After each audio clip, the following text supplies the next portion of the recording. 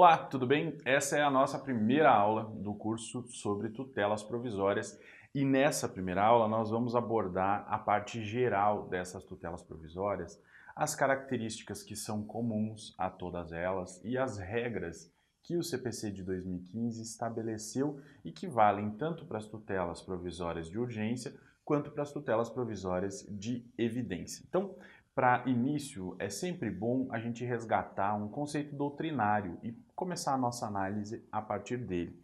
Eu trouxe aqui um conceito do professor Alexandre Freitas Câmara, que vai dizer que tutelas provisórias são tutelas jurisdicionais não definitivas, fundadas em cognição sumária, diz ele, fundadas em um exame menos profundo da causa, capaz de levar à prolação de decisões baseadas em juízo de probabilidade e não de certeza. Podem as tutelas provisórias fundar-se em urgência ou em evidência, daí porque se falar, segundo ele, em tutela de urgência e em tutela da evidência. Então a gente precisa compreender que a função jurisdicional, a função do Poder Judiciário, é a de tutelar direitos mediante um processo de natureza democrática, com a finalidade que se chegue a uma decisão de mérito, que entregue o direito material a quem merece. Então, dentro dessa ideia da função jurisdicional, nós podemos definir aí que a tutela principal é uma coisa e que eventuais técnicas de sumarização do procedimento para antecipar os efeitos de uma tutela principal ou para resguardar um determinado direito enquanto o processo corre, são outras coisas diferentes, Então o professor Roberto Teodoro Júnior vai dizer que a tutela principal é um provimento que compõe o conflito de direito material de modo exauriente e definitivo. E, em regra, essa tutela principal é dada após um processo que pode ser um processo longo e aí, eventualmente, pode ser necessário que sejam adotadas medidas que antecipem o resultado final desse processo para que um direito não pereça, ou mesmo que sejam tomadas medidas que acautelem, que resguardem um determinado direito, de modo que ele não se perca enquanto corre este processo, que é um processo que deve ser norteado aí pela ideia de contraditório, ampla defesa, e em razão disso pode levar a uma demora que pode ser uma demora grande até que se chegue a uma tutela final. Então, além dessa tutela principal, que é a principal função da prestação jurisdicional, nós temos as técnicas de sumarização. E essas técnicas, que são as tutelas provisórias, essas técnicas de sumarização, elas têm por finalidade fazer uma redistribuição dos custos aí do tempo do processo. Por que a doutrina fala em redistribuição dos custos do tempo do processo? Porque, em regra, quando o autor ingressa com a ação e precisa aguardar a tutela principal, a tutela final dada pelo Poder Judiciário, ele vai ter que arcar sozinho com os custos do tempo do processo. Quer dizer, é ele que vai aguardar todo o tempo do processo até que se chegue a uma decisão final que resolva aquele conflito. Se for o caso, dentro daqueles requisitos que a legislação estabelece, é possível que sejam adotadas essas técnicas de sumarização. E aí eu não vou necessariamente só impor ao autor uma espera, porque pode ser que seja necessária a antecipação dos efeitos da tutela final, e aí nesse caso o autor não vai ficar sobrecarregado suportando todos os efeitos negativos da demora no andamento do processo. Aí vai dizer o professor Humberto Teodoro Júnior que essas técnicas de sumarização do procedimento, e da sumarização da tutela, na verdade, apresentam-se invariavelmente como meios de regulação provisória da crise de direito em que se acham envolvidos os litigantes.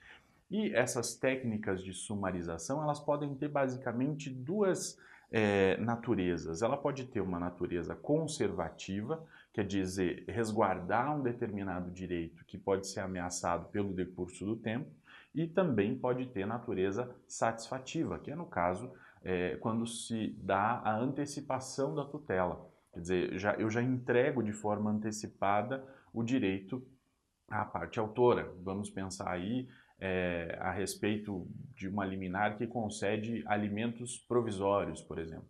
Quer dizer, eu estou adiantando a tutela final para que ela já comece a ser prestada logo no início do processo.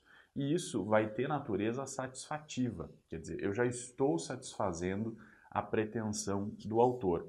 Mas para que isso ocorra, é evidente que devem ser respeitados os requisitos legais, porque não é possível que sejam concedidas técnicas ou tutelas, né, dentro dessas técnicas de sumarização, sem que haja respeito a esses requisitos, até mesmo por uma questão de preservação dos interesses do demandado, né, e de segurança jurídica também. Dentro dessa ideia de tutelas provisórias, nós temos que buscar quais são os fundamentos constitucionais para a previsão desse tipo de tutela na norma infraconstitucional. Então, o artigo 5º, quando ele estabelece lá a respeito da duração razoável do processo e coloca a duração como um direito fundamental, ele está estabelecendo também a possibilidade de concessão de tutelas provisórias. Por quê? Ele fala, olha, o processo precisa durar um tempo razoável, de maneira que ele não deseja, né, que o autor suporte uma espera muito longa na busca pelo seu direito a partir da tutela jurisdicional. Então, falar em duração razoável do processo é também falar nessa redistribuição dos custos do tempo do processo, para que o autor não suporte esses custos sozinho. A mesma coisa acontece quando o Pacto de São José da Costa Rica, lá no seu artigo 8º, também prevê a duração razoável do processo. Essas duas normas, tanto a Constituição quanto o Pacto de São José da Costa Rica, que foi assinado pelo Brasil e entrou em vigor no nosso ordenamento, após ser aprovado também pelo nosso legislativo, entrou no nosso ordenamento na qualidade de norma constitucional, porque, nesse caso, ele está estabelecendo a respeito de um direito fundamental. Então, duração razoável do processo é um direito fundamental previsto tanto no artigo 5º da Constituição, quanto no artigo 8º do Pacto de São José da Costa Rica. Além disso, o próprio artigo 5º da Constituição, lá no seu inciso 35, fala, a partir de um determinado viés, de um direito fundamental à proteção jurisdicional. E desse direito fundamental à proteção jurisdicional decorre o que a doutrina interpreta como um direito a uma tutela adequada, tempestiva e efetiva. É isso que a doutrina fala quando interpreta o inciso 35 do artigo 5º da Constituição Federal. Então, falar lá em tutela adequada, tempestiva e efetiva é falar também em técnicas de sumarização, de modo que se possa antecipar ou de modo que se possa acautelar um determinado direito que possa estar sendo ameaçado em razão do decurso do tempo, ok? Porque imagina lá, uma ação de alimentos, para ficar no exemplo que a gente estava trabalhando anteriormente. Se não houvesse a possibilidade de concessão da antecipação de tutela para fixação de alimentos provisórios no início da demanda, o que nós teríamos seria o autor padecendo, né, enquanto se discutiria o dever do réu de prestar alimentos, e mesmo que esse direito do autor já estivesse, de certa maneira, com a sua probabilidade demonstrada, né? Então, é muito importante que haja essas técnicas de sumarização, né, a fim de que a tutela possa ser antecipada ou que os direitos possam ser resguardados, de maneira que, ao final, a tutela final não seja inefetiva. Né? Imagina lá uma ação de alimentos que vai durar 2 anos, enquanto isso o autor padece, o autor deixa de receber aquela prestação alimentar que seria extremamente necessária para a sua própria subsistência. Não faria nenhum sentido, né, atrasar a entrega dessa tutela jurisdicional dessa forma. Então, é em razão disso que há essa previsão aqui das tutelas provisórias, quer dizer, a base delas é constitucional. Os professores Vamber e Talamini vão indicar que não basta e não é sempre possível acelerar o processo como um todo. Então, em certas hipóteses, observados os limites, cabe adiantar o seu possível resultado ou, quando menos, manter as condições para que ele possa futuramente se concretizar.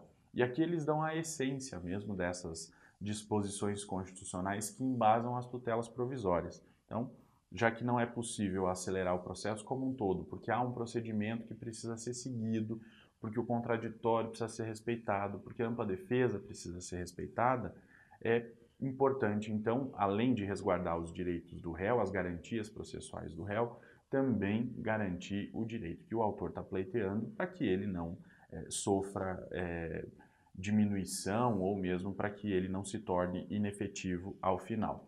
Diante disso, né, é necessário a gente debelar situações em que haja perigo na demora da entrega da prestação jurisdicional, daí a razão das tutelas provisórias, e redistribuir como consequência os ônus do tempo do processo quando há evidência de que quem está demandando tem razão no seu pleito, ok? Agora que nós entendemos aí as bases constitucionais da previsão das tutelas provisórias, nós temos que entender como que o legislador classificou essas tutelas no CPC de 2015. Então, o que aconteceu foi uma certa mudança, né? No CPC de 73, nós tínhamos um tratamento diferenciado com relação à tutela cautelar e com relação à tutela antecipada. Nós tínhamos um livro próprio dentro do CPC de 73 que tratava a respeito da tutela cautelar. E a tutela antecipada, inclusive, foi inserida na nossa legislação posteriormente, a partir de uma reforma que foi feita no CPC de 73. O CPC de 2015 veio com uma dinâmica diferente e ele fez uma classificação aí das tutelas provisórias. Então, tutelas provisórias é o termo genérico, e dentro das tutelas provisórias ele fez uma divisão entre tutelas provisórias de urgência e tutelas provisórias de evidência. Essa é a primeira classificação. E aí, dentro das tutelas provisórias de urgência, ele colocou tanto a tutela antecipada, que tem natureza satisfativa, quanto a tutela cautelar, que tem natureza de resguardar um determinado direito ou uma determinada situação jurídica. Então, quando a gente fala em tutelas provisórias, nós falamos num conceito genérico, que são as tutelas que podem antecipar um determinado direito ou resguardar um determinado direito. Elas podem ser fundadas tanto em urgência quanto em evidência. E dentro das espécies de tutela de urgência, nós temos as nossas velhas conhecidas, tutela antecipada e tutela cautelar. E nós vamos analisar aqui algumas características que são comuns a todas as tutelas provisórias, tanto as de urgência quanto as de evidência. E nas aulas posteriores, nós vamos analisando situações específicas, requisitos específicos das tutelas de urgência, essa subdivisão que acontece entre antecipada e cautelar. Vamos analisando também quais são as tutelas de evidência e quais são as suas características específicas. Mas, por hora, nós estamos falando das características gerais das tutelas provisórias, tanto as de urgência quanto as de evidência. Primeira característica diz respeito à eficácia, e está prevista lá no artigo 296 do CPC, que vai dizer que a tutela provisória conserva a sua eficácia na pendência do processo, mas pode, a qualquer tempo, ser revogada ou modificada. E aqui nós temos a própria essência desse conceito de provisoriedade. Se é tutela provisória, ela pode, a qualquer tempo, ser revogada ou modificada. É óbvio que, quando ele fala que a qualquer tempo ela pode ser modificada ou revogada, não quer dizer só porque o juiz mudou de ideia, ou porque ele está pensando diferente, porque ele teve uma mudança de entendimento doutrinário, que ele vai fazer a revogação ou a modificação da tutela, porque isso seria uma ofensa à segurança jurídica. Não se trata disso. Quando a gente diz que ela pode ser modificada ou revogada a qualquer tempo, nós estamos dizendo que se surgir algum fato novo ou alguma alegação nova que possa implicar nessa modificação ou nessa revogação, o juiz, então, fundamentando adequadamente a sua decisão, justificando a necessidade dessa revogação ou dessa mudança, pode fazer essa alteração aí na sua decisão que concedeu ou deixou de conceder a tutela provisória. Então, ela conserva a sua eficácia durante a pendência do processo, mas ela pode, ao longo desse processo, ser modificada ou ser revogada. O parágrafo único vai dizer que, salvo decisão judicial em contrário, a tutela provisória conservará a eficácia durante o período de suspensão do processo. E aqui, obviamente, que há uma justificativa prática para isso, né? Imaginemos lá que o processo seja suspenso, a tramitação do processo seja suspensa por uma razão. Imagina que o juízo tenha determinado a suspensão do processo porque está acontecendo uma semana de conciliação. Suspender o andamento do processo não quer dizer necessariamente que vai ser suspensa a eficácia da tutela provisória que foi deferida. Então, nesse caso, só vai haver a suspensão da eficácia da tutela provisória se na decisão em que o juiz suspende o andamento do processo, ele determina também a suspensão dos efeitos da tutela provisória. Se não houver nenhuma menção a isso, a tutela provisória conserva a sua eficácia ao longo da suspensão estabelecida para o andamento do processo. É muito importante aqui, mais uma vez falando, quando a gente trata da revogação ou da modificação, que a gente tenha fato novo que justifique essa modificação ou essa revogação. Um exemplo claro acontece quando a gente tem a saída de um juiz titular de uma determinada vara, ele sai em férias e em seu lugar entra o substituto. E o substituto concede uma tutela provisória. Algum tempo depois, o juiz titular volta, assume as suas funções naquele juízo e, diante daquela tutela provisória deferida pelo juiz substituto, com a qual ele não concorda, ele revoga a tutela provisória. Nós não temos aí uma revogação adequada, uma revogação válida, porque tão somente o fato de o juiz substituto entender de um jeito e o titular entender de outro, não é fundamento suficiente para que haja a revogação da tutela provisória que foi deferida. É necessário que haja um fato novo, um fato que diga a respeito à própria tutela concedida e não o entendimento deste ou daquele juiz a respeito dessa tutela. Porque se fosse assim, nós não teríamos segurança jurídica nas tutelas provisórias, porque essa história de juiz substituto dar decisão no lugar do juiz titular acontece rotineiramente, né? Porque há uma grande movimentação aí na carreira e não necessariamente haja férias do juiz titular. Ele pode estar afastado por poucos dias em razão de um problema de saúde, por exemplo, ou de uma viagem que ele tenha naquela data e logo depois ele volta e vai rever todas as decisões dadas pelo juiz substituto. Isso não seria possível, não seria nem adequado, né? Outra característica importante das tutelas provisórias é uma característica que está prevista no parágrafo único do artigo 297, que diz que aplica-se a tutela provisória no que couber as regras do cumprimento provisório da sentença. Esse cumprimento provisório da sentença, obviamente, se dá quando a sentença não tem ainda, não transitou em julgado e ela está sendo objeto de recurso, né? Só que esse recurso não tem efeito suspensivo, então é possível a parte vencedora fazer o cumprimento provisório da sentença, né? Para adiantar os atos processuais de natureza executiva. Quando se trata de tutela provisória e se o juiz concede a tutela provisória, antecipando os efeitos de uma tutela final em favor do autor e o réu não cumpre a decisão do juiz, né, é possível que o autor, então, execute essa decisão por meio do procedimento do cumprimento provisório de sentença.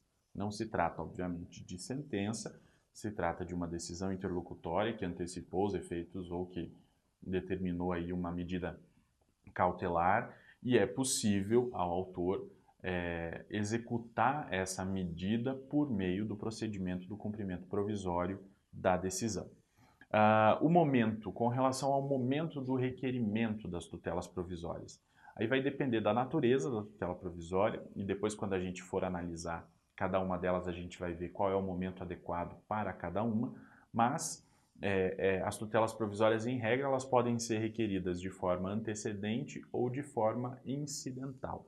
Antecedente é quando a tutela provisória é requerida antes do início do processo, quer dizer, antes de eu propor a minha petição inicial e fazer o meu pedido de tutela final, juntando as provas documentais que eu tenho, eu, diante de uma urgência no caso, posso então fazer um requerimento antecipando esse pedido de tutela antecipada ou de tutela cautelar.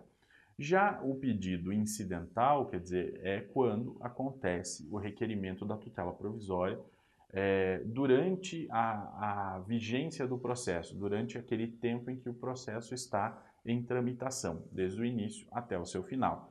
A gente chama isso de pedido incidental de tutela provisória. Um detalhe que a gente precisa frisar é que a gente só pode falar em pedido antecedente de tutela provisória no caso das tutelas provisórias de urgência, porque é justamente o que justifica aí a possibilidade de antecipar esse pedido, é a urgência. A tutela de evidência não é urgente necessariamente, então ela não pode ser objeto de pedido de tutela provisória antecedente, ela só pode ser objeto de pedido de tutela provisória incidental, que é aquele formulado enquanto o processo está em trâmite. Certo? Nós vamos voltar a tratar na próxima aula a respeito das outras características das tutelas provisórias. Certo? Se liga nessa e a gente já se vê daqui a pouco.